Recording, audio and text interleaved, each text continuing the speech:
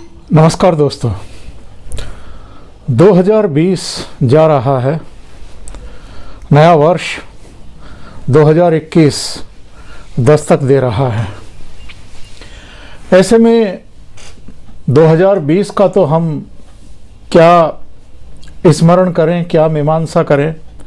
2020 किसी भी दृष्टि से हमारे लिए, आपके लिए, भारत के लिए, विश्व के लिए कोई बहुत सुखद यादें छोड़ करके नहीं जा रहा है।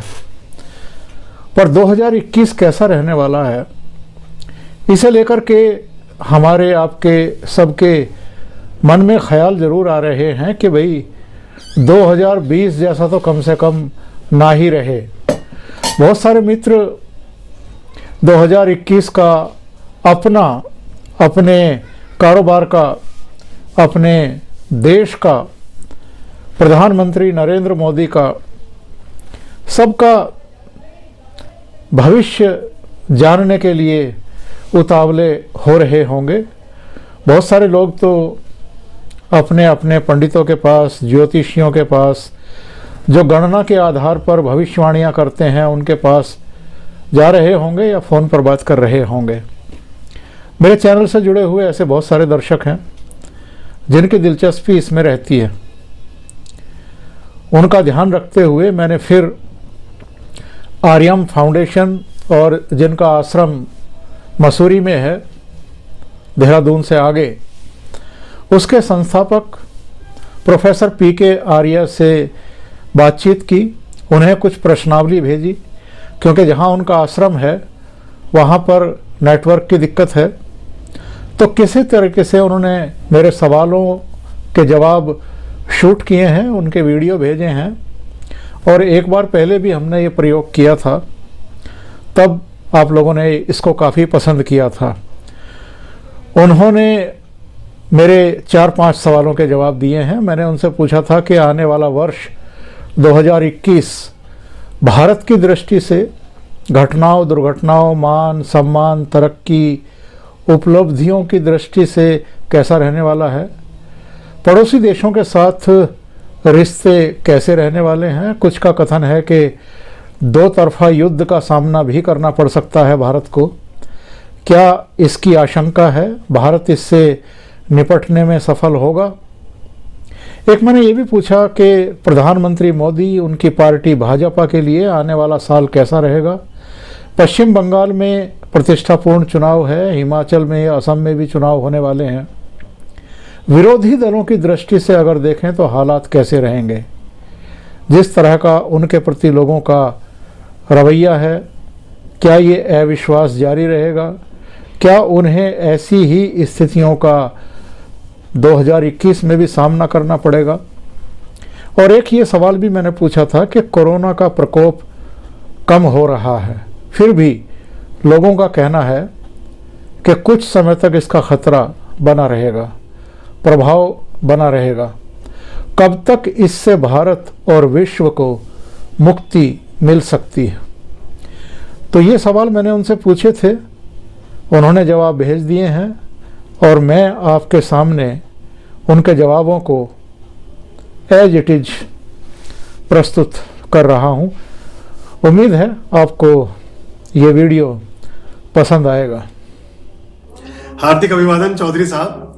आपके चैनल के सभी दर्शकों को हमारी तरफ से अनंत आशीष, हार्दिक अभिवादन। आपने पूछा है कि नया वर्ष कैसे रहेगा 2021, तो इसके बारे में हम संक्षेप में थोड़ा सा आपसे साझा कर लेते हैं जो विचार। जो जब आपका संदेश मिला तो उसके बाद एक छोटा सा नोट भी मैंने बनाया था, तो हम उसके बारे में आपसे बात करते हैं कि 2021 है। अभी वैसे तो हमारे यहाँ जो वर्ष प्रारंभ होता है वो प्रतिपदा से होता है, चैत्र प्रतिपदा से। जो नवरात्र प्रारंभ होंगे वो होंगे 13 अप्रैल 2021 से शुरू होंगे, और तब से हम अपना नया वर्ष, जो विक्रमी संवत का 2078वां वर्ष होगा ये। तो इस वर्ष में, इस वर्ष के जो स्वामी हैं वो मंगल हैं, और इस वर्ष के मंत्री भी मंगल हैं। और जब इसको ज्योतिष में और शास्त्र की दृष्टि से देखते हैं तो इसके कुछ अलग तरह के अर्थ हो जाते हैं। हर वर्ष का एक राजा होता है और एक मंत्री होता है, तो इस बार दोनों पद ही मंगल को मिले हैं। तो अब इसमें क्या होगा, इसके क्या परिणाम होंगे कि भारत का पराक्रम और वैभव विकसित होगा, भारत के पराक्रम और वैभव में वृद्धि होगी। भारत एक सर्वमान्य विश्व नेता के रूप में, और खास तौर से जो मोदी जी का जो एक अपना स्टाइल है, और मोदी जी ने राजनीति के जिस तरह के एक नए युग का शुभारंभ किया है, उसके प्रति लोग बहुत आशान्वित होंगे और उसके बारे में लोगों को बहुत एक एक्सेप्टेंस आएगी वर्ल्ड लेवल पर।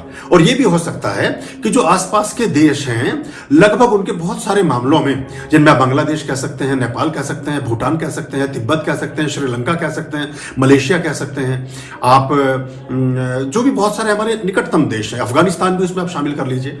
और इसके साथ साथ जो पाक अधिकृत जो पाक ने कब्जा हुआ हिस्सा है भारत का, उसके बारे में हम गिलगिट की बात करें, मुजफ्फराबाद की बात करें, तो इन सब में भी वो गतिविधियां और वो विचार और वो चीजें संचालित होंगी जो भारतीयता को लिए हुए होंगी। ये आप देखने को आपको मिलेगा। और चूंकि मंगल वर्ष के मंत्री और राजा हैं, तो पराक्रम में हमारी जो सैन्य बल है, हमारी जो सेनाएं हैं, तीनों सेनाएं हमारी, उनका मनोबल बहुत ऊंचा रहेगा। जहां तक बात हमारी आर्म फोर्सेस की है, वो नए तरह के इन्वेंशंस कर सकती हैं, नए तरह के वेपन्स का प्रयोग कर सकती हैं, नए तरह के एरियो में अपने कार्यक्षेत्र का विस्तार कर सकती हैं, और नए ढंग से बहुत सारे ऑपरेशंस कर सकती हैं। कूटनीति और विदेश नीति आपको एक नए अंदाज में देखने को मिलेगी, जो आगे चल करके दुनिया भर के लोग जिसको एडॉप्ट करेंगे। बहुत सारे देश के लोग उस कूटनीति और उस तरह की विदेश नीति को फॉलो करेंगे। तो मोदी जी का बहुत से मामलों में मोदी जी को घेरने की कोशिश की जाएगी, असमंजसपूर्ण स्थिति भी होगी, लेकिन उसके बावजूद वो बहुत अच्छे पराक्रम के साथ अपने कामों पर विजय प्राप्त करेंगे। आपने पूछा है कि दो तरफा युद्ध की स्थिति तो नहीं होगी, चाहे दो तरफा हो, चाहे चौतरफा हो, चाहे छह तरफा हो। अभी जो सिचुएशन भारत की निर्मित होने जा रही है, जिस ईरा में, इस कालखंड में हम हैं, और जिस तरह के ग्रहों के गोचर बन रहे हैं वैश्विक परिदृश्य में, उसमें भारत विश्व विजेता के रूप में उभरेगा।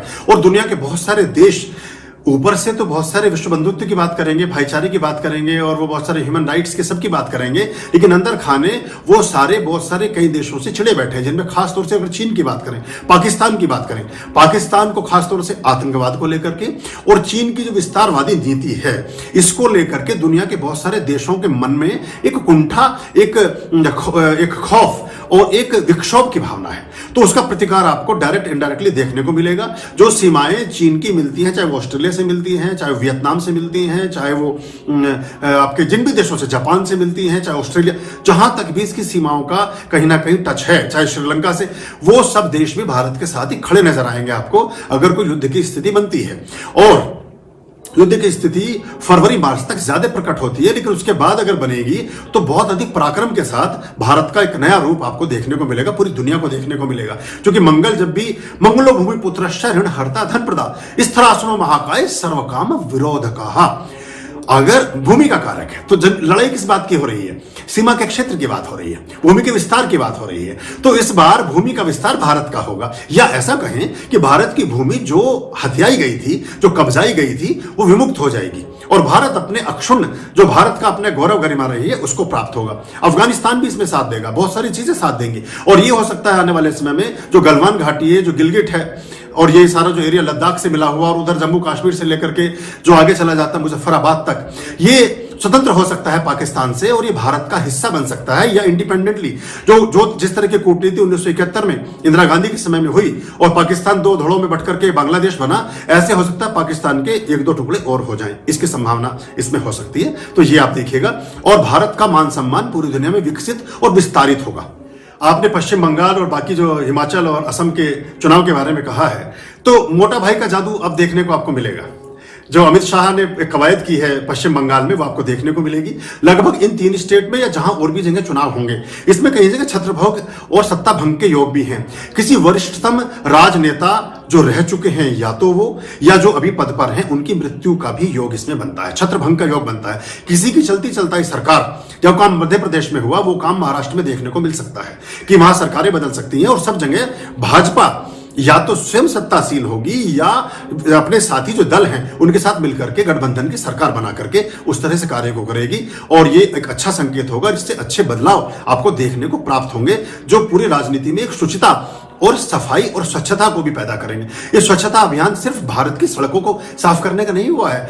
जब इतिहास के कालखंड में, जब आप इस वर्तमान के भविष्य को लिखेंगे तो पता चलेगा कि ये भी एक बहुत अच्छे स्वर्ण युग के रूप में देखा जाएगा और बहुत सारी चीजें ठीक होंगी। जहां तक विरोधी दलों की बात है, विरोधी दल में खास तौर से कांग्रेस की बात हम करें तो कांग्रेस का कोई विशेष व्यवस्था नहीं होगी। वो दलगत नीतियों में फंसी रहेगी, अपने विरोधाभासों के साथ रहेगी।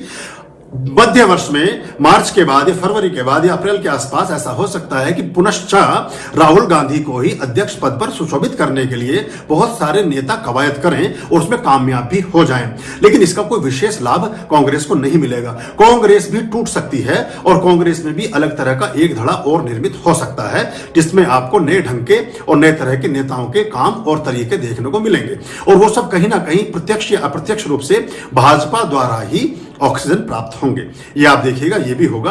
और जो किसी सिनेमा के क्षेत्र में किसी वरिष्ठतम सिनेमा के बहुत जाने माने हस्ताक्षर के भी ऐसा हो सकता है कि इस वर्ष 2021 में हमारे साथ ना रहे। जो जिस महामारी से ये पूरा विश्व जूझता रहा, कोविड-19, ये लगभग नियंत्रण की तरफ चलेगी। ये आप देखिएगा, जैसे हमने पहले भी आपने एक बार इंटरव्यू किया था तो उसमें आपके इंटरव्यू में हमने ये शेयर किया था आपसे कि ये अप्रैल तक जाते जाते थोड़ा नियंत्रण में होगा, थोड़ी वैक्सीन भी आ जाएंगी, कुछ और चीजें हो जाएंगी तो ये नियंत्रण में भी आएगा। और दूसरा क्या होगा, इसका खौफ और भय भी धीरे धीरे लोगों के जहन से गायब होने लगेगा। और इस बीच क्या हुआ है पिछले 8-9-10 महीनों में कि हमने अपने इम्यून पर बहुत ध्यान दिया है, हमने अपने जीवन को अच्छा बनाने पर बहुत ध्यान दिया है, हमने अपने जो लाइफ स्टाइल है उस पर बहुत ध्यान दिया है, हमने अपने खान पान पर बहुत ध्यान दिया है, उसके अच्छे नतीजे हमें मिल रहे हैं। तो हमारा इम्यून भी ठीक हुआ है। और भारत का पहले भी आपके इंटरव्यू में आप देखेंगे 6 महीने पुराने इंटरव्यू में, 7 महीने में हमने कहा था कि भारत इसमें अग्रणी होगा विजय प्राप्त करने में इस महामारी के ऊपर। तो वो हम लगभग अभी भी हैं। आंकड़ों के मामले में आप देखेंगे, बाकी चीजों के मामले में देखेंगे तो ये रहेगा। ज्यादा सम्मान की बात है, जब ये पूरा का पूरा कालखंड व्यतीत हो चुका होगा उसके बाद विश्व स्तर पर भारत को कुछ अलग ढंग से रिकॉग्नाइज किया जा सकता है। भारत की योगदान को लेकर के भारत की वैक्सीन इसमें सबसे ज्यादा प्रभावी होगी, ये भी मैं आपको बता रहा हूं। पूरा साउथ अफ्रीका और दुनिया भर के लगभग 100 से भी अधिक देश भारत की वैक्सीन का प्रयोग करेंगे और लाभ प्राप्त करेंगे, ये आप देखिएगा। और भारत को कोई नोबेल जैसी कोई चीज या तो भारत के प्रधानमंत्री को या भारत के चिकित्सा विज्ञान को या किसी को ऐसी चीज मिल सकती है आने वाले वर्ष में। इसका एक वर्जन आ गया, इसके बारे में पिछले 6 महीने पहले हमने आपको कहा था कि इसका एक दूसरा वर्जन आ सकता है। अभी इसके 2 वर्जन और आएंगे जिसके संभावनाएं लग रही हैं, लेकिन वो वर्जन थोड़े से चेंज होंगे, जो क्षय रोग के साथ साथ थोड़ा सा ब्लड कैंसर की बात कर सकते हैं या कैंसर की चीजें कर सकते हैं। इस तरह की चीजों की घटनाएं देखने को आपको मिल सकती हैं। रक्तपात की घटनाएं हो सकती हैं, हिंसा हो सकती है, कम्युनल राइट्स हो सकते हैं, सांप्रदायिक दंगों की संभावनाएं हैं। जो विरोधी दल हैं वो जब कुछ नहीं कर पाएंगे तो जनता को थोड़ा गुमराह कर सकते हैं। उस गुमराही में कुछ ऐसी चीजें क्रिएट हो सकती हैं जिससे हमारे सामाजिक ताने बाने और सामाजिक व्यवस्थाओं में एक परेशानी पैदा हो सकती है। तो ये चीजें आप देखेंगे, भूकंप आ सकते हैं, भूस्खलन हो सकते हैं, बाढ़ आ सकती है। और चूंकि इस वर्ष जो संवत का जो स्थान है वो धोबी के घर है, तो ये एक प्रतीकात्मक ढंग से इसकी हम बात करते हैं। तो उससे ये होता है कि इस वर्ष वर्षा अधिक होगी, बारिश ज्यादा होगी और उस बारिश का लाभ हमें बहुत सारे तिलहन फसलें, गन्ना, मक्का, जौ, बाजरा, गेहूं और जो जड़ी बूटियां हैं इन सबके विकास में हमें प्राप्त होगा, वो हमें मिलेगा। नॉर्थ ईस्ट में नए ढंग से चीजें विकसित होंगी और जो हमारे पूर्वोत्तर क्षेत्र हैं वो विकसित होंगे और सीमावर्ती राज्यों का एक नए ढंग से विकास होगा। चोरी, ठगी, राहजनी, लूट, डकैतियां, इस तरह की घटनाओं में वृद्धि हो सकती है। सामाजिक ताने बाने में अव्यवस्था पैदा हो सकती है। भूस्खलन से, भूकंप से, प्राकृतिक प्रकोपों से लोगों की भारी जनधन की हानि हो सकती है। परस्पर रिश्तों में खटास आ सकता है। तलाक के और जो ब्रेकअप के जो केसेस हैं वो ज्यादा बढ़ सकते हैं। ऐसा भी हो सकता है कुछ बलात्कार की और किडनैपिंग की इस तरह की घटनाएं हमें देखने को मिले। तो ये थोड़ी अशुभ संकेत हैं कि इस तरह की चीजें, चूंकि ग्रहों के गोचर से जो हमने गणनाएं की हैं उसके आधार पर इस तरह का मिला जुला एक योग और संयोग और दुर्योग जो भी है ये सब देखने को प्राप्त हो रहा है, ये सब रहेगा। और इसके अतिरिक्त जो हमारा न्यू मीडिया है, न्यू मीडिया में खास तौर से जो वेब मीडिया जिस पर हम बात कर रहे हैं, जो भी जितनी भी टेक्नोलॉजी है, इसका विकास होगा। हम भारत के तरफ से बहुत सारे नए उपग्रह अंतरिक्ष में प्रक्षेपित किए जा सकते हैं। नई रॉकेट, नई मिसाइलें, नई तरह के हथियार, नई तरह के गोला बारूद बनाए जा सकते हैं और उनके इस्तेमाल किए जा सकते हैं और दुनिया के देशों को वो एक्सपोर्ट भी किए जा सकते हैं।